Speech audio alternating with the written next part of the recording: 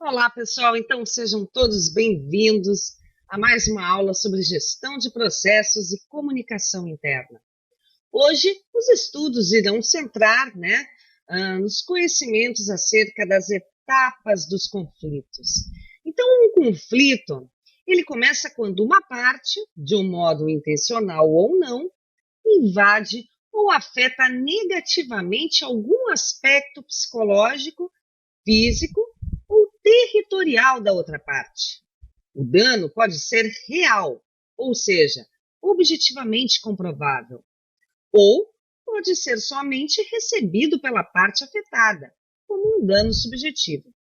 Então, o conflito, ele forma um círculo que se retroalimenta, iniciando-se do primeiro ponto e torna a induzir o percurso da sequência novamente, até obter uma solução satisfatória.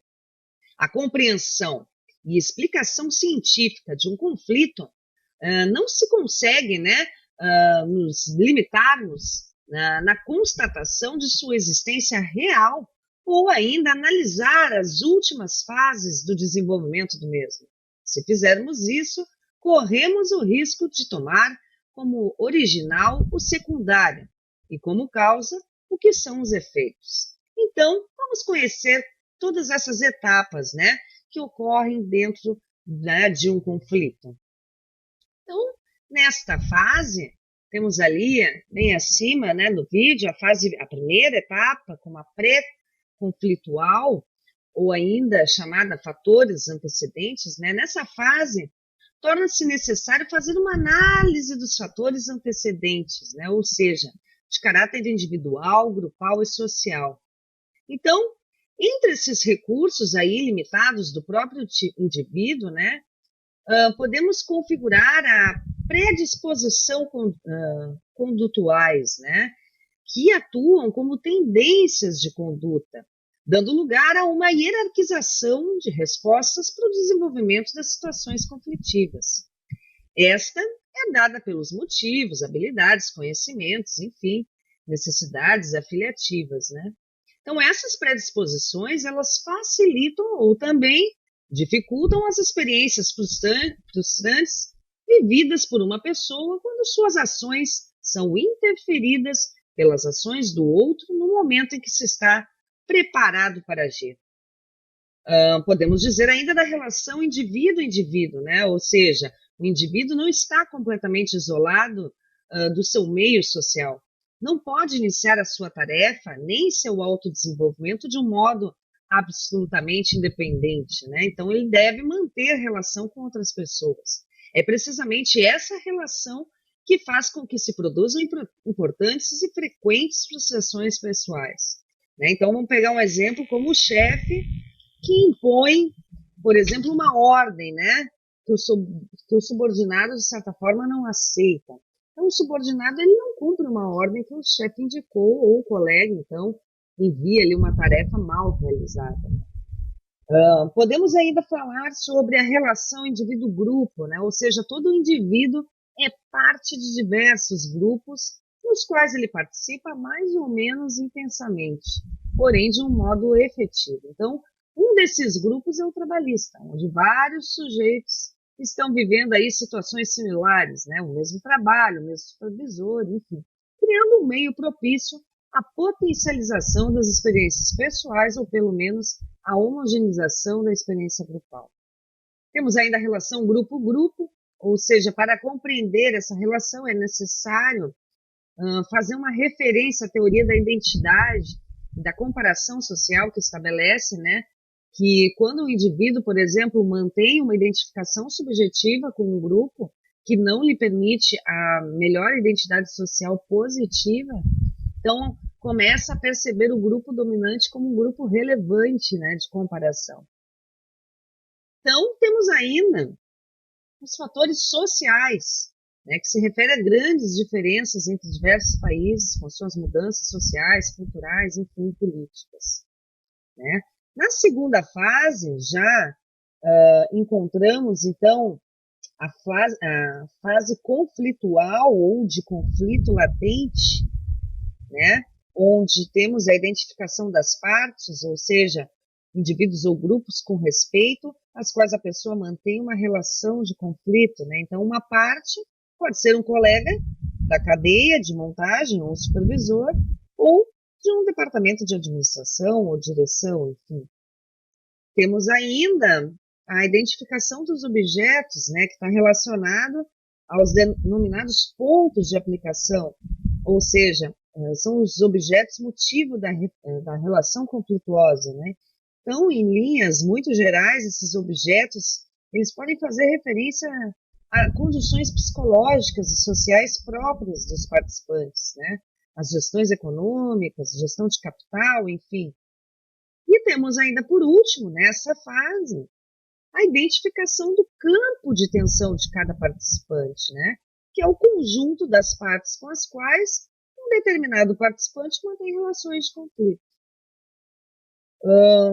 A conduta interativa e todos os seus concomitantes, né, encontram-se poderosamente afetados pelas regras e procedimentos dessas interações, né, principalmente porque se referem tanto aos modos de decidir sobre temas fundamentais, quanto a procedimentos de negociação, mediação, enfim. Então, teríamos ainda esses processos contrários, né, caracterizados pelos processos de desescala. Mas vamos lá. Na próxima etapa, temos a fase de desencadeamento do conflito, né? Então, o desencadeamento do conflito, ele ocorre quando aparecem esses sintomas, certo? Aparecem os sintomas e o sujeito, então, consegue identificar, né, mudanças, enfim, nos conteúdos e nas formas de comunicação dos integrantes, enfim, da equipe. Além, é claro, de surgirem novos papéis, né, se desencadeiam atitudes típicas, ou seja, o perseguidor assume situações de perseguição e a vítima tem sentimentos de ressentimentos, né. Então, várias situações vão ocorrendo. Tendo em conta que desencadeante é todo acontecimento que ocorre no âmbito trabalhista, né? Ou seja, que reúne as características necessárias para transformar uma situação de conflito latente em outra de conflito manifesto, acredita-se que vale a pena questionar sobre o seu modo de ação, né? Para compreender adequadamente o que será dito logo a seguir na próxima fase, é conveniente assinalar que sustentamos a existência de situações de conflito qualitativas e quantitativas que são extremamente distintas, o que nos permite caracterizar diferencialmente diversas situações de conflito em um dado momento ou numa mesma situação em momentos distintos. Então, é em relação a essas características qualitativas e quantitativas das situações de conflito que nós trataremos de elaborar uma teoria, né, que integre várias hipóteses e as possíveis respostas que possamos, então, formular em relação aos desencadeantes. Mas passamos, então, à fase de conflito manifesto. Nessa fase, então, o conflito de fato se manifesta, né? As partes tomam consciência e ocupam posições. Elas estão comprometidas emocionalmente, né? E o que isso quer dizer? Elas sentem medo, ocorre agressão, ataque, reação, paranoia, autodefesa, né? Então, são reconhecidas necessidades ou valores incompatíveis. Podemos ainda dizer sobre a deterioração da comunicação. Isso é, há um distanciamento entre as partes, né? Há falta de fluidez. Ocorre uso inadequado dos canais de comunicação. E ainda podemos falar sobre a compreensão inadequada dos fatos. É nessa fase que as situações elas são distorcidas. E podemos também identificar coincidências, né, que também são subestimadas. Então, os aspectos nos quais coincidem começam a ser subestimados pelas partes. E, por último, ainda temos as atitudes que dificultam os vínculos, né? Como autoritarismo, desqualificação, discriminação, simbiose, preconceitos, enfim, estereótipos, né, de uma forma geral. Então, com isso, para que situemos, né, um pouquinho melhor essa fase, é conveniente mencionar o seguinte: se uma conduta ela surge como resposta a uma ação do outro, caberia considerar essa outra ação do outro como um ato agressivo? Seria oportuno falar de uma linguagem constituída baseada em agressões e contra-agressões? De fato, responderemos então que é correto, né, considerar a ação inicial como um ato agressivo, já que é assim que o indivíduo que sofre as consequências percebe e responde, né? Mas com essa colocação, corremos o risco de cair em raciocínio circular, né? Segundo o qual uma pessoa revida porque foi previamente agredida, mas ao agredir ela se converte, por sua vez, né, em um novo agente frustrante. Então, romperemos esse círculo dizendo que a pessoa reage por não poder realizar suas metas, né? Então, nessa obstrução, a própria estrutura e a organização social possuem um papel de extrema importância. Então, por fim, pessoal, podemos afirmar, né, que termina essa situação, que essa fase termina, quando as partes em conflito percebem que não houve vencedores e nem vencidos, que ambos saíram ganhando quando, né, se consegue então um diálogo, né, um intercâmbio, enfim. Entretanto, a realidade a gente sabe que é outra, né? Existem distorções perceptivas e cognitivas que diminuem as desvantagens e aumentam os benefícios próprios das partes, assim como a necessidade também de obter uma relativa paz sócio-trabalhista, enfim, o que leva o vencedor a não reavivar as tensões com o fim de controlá-las.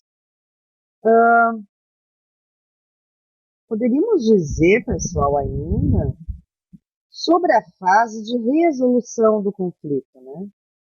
Mas a resolução do conflito, vamos fazer um panorama geral, tá? E a resolução do conflito ela já prevê uma ação, né? Então, controlar o conflito, ou melhor, os conflitos no seio das organizações implica o diagnóstico e intervenção em todos os níveis de conflito. O intrapessoal, interpessoal, intragrupal e intergrupal. De outro modo, é muito provável que abordemos o conflito de um momento ou um lugar inadequado, né? E ainda correndo grave risco, não só de que a nossa ação seja ineficaz, mas também de que essa seja altamente negativa. Então, devemos reconhecer que esse tipo de intervenção é muito custosa e longa, e conduz ainda à realização de pequenas intervenções pontuais que quase sempre constituem experiências muito negativas. Então, vamos abordar mais profundamente essa última etapa que não está aí na tela, mas que existe, né? Vamos abordá-la, né, em outra aula, certo? Então, por hoje ficamos por aqui.